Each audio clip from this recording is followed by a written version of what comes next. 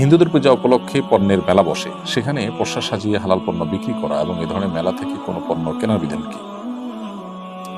এরকম মেলা যাওয়া, যে মেলাটা কোনো শিরক উপলক্ষে হয়েছে, সেখানে যাওয়া এবং সেখানে দোকান দেওয়া, এটা জায়েজ কাম নয়।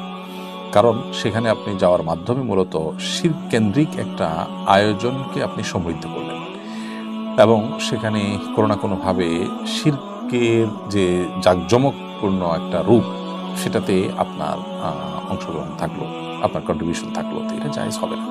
এই জিনিসটার উপর আমাদের খুব বেশি সতর্ক থাকা উচিত। তবে পুজো উপলক্ষে কোনো ছাড় দেওয়া হয়েছে কোনো মার্কেটে, কোনো পণ্যে, সেটা আপনি নিতে সমস্যা নেই, কারণ সেটা নেওয়ার মাধ্যমে আপনি আসলে সেখানে তাদের যে কার্যক্রম, সেখানে কোনো প্রত্যক্ষ সহযোগিতা করেছেন, অথবা তাদের পুজোটা যে শিরকের কাজটা যে খুব জাঁকজমকভাবে হলো